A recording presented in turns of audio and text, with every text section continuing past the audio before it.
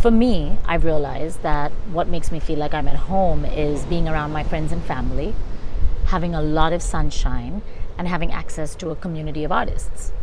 So I bought a home in a place that is 24 hours away from all the friends and family that I care about, that is foggy 10 months of the year, and from which all the artists have been priced out. Just fucking brilliant.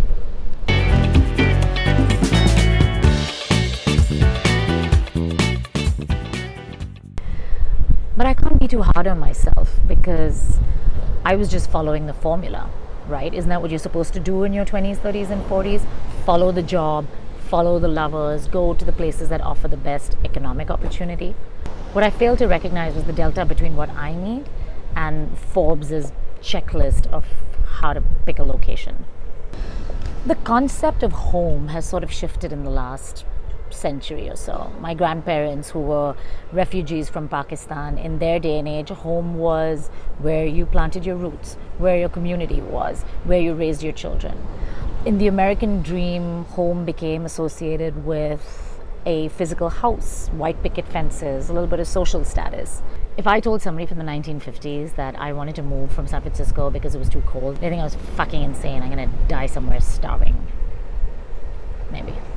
Now, the research is interesting because it shows that when picking locations, we follow a traditional Maslow's hierarchy of needs.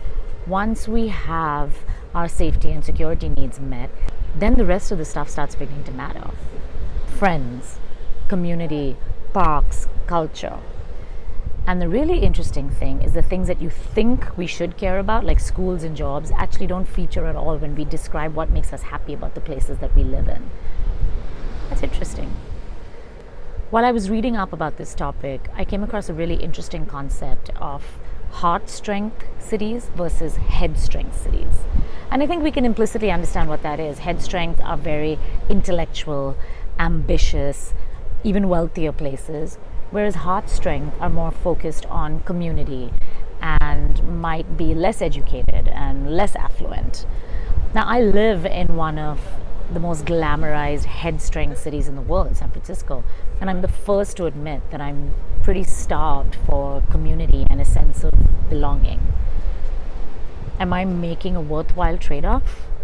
I don't know. Am I going to go live in Boise, Idaho because it's more heart strength? Maybe. Is it foggy there?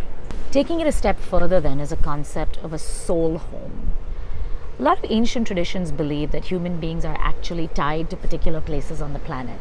That's why when you go, you feel more settled, or you feel calmer, or you feel energized, or you feel like you've been there before, even if it's your first time. That's a soul home, and you can have many. For me, Mexico, where I'm sitting right now, is one of my soul homes.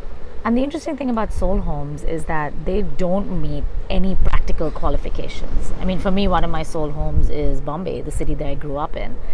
And objectively, it's one of the most toxic environments in the world. I mean, you can't breathe the air there, the infrastructure is shit, the government is corrupt and misogynistic. Yet, anywhere I am in the world, I'm always a little bit homesick for Bombay.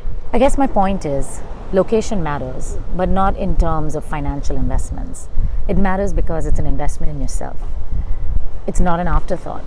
We'll move for partners, we'll move for jobs, but it's only now that I'm beginning to hear people say, oh, I moved because I hated the weather, or I moved to be closer to family. And while I'm the biggest advocate of traveling and seeing new things, ultimately the human soul wants to belong. So pay attention to where that is for you. And if it's Boise, Idaho, give me a call. I'll probably be heading there in the next few years. Ciao.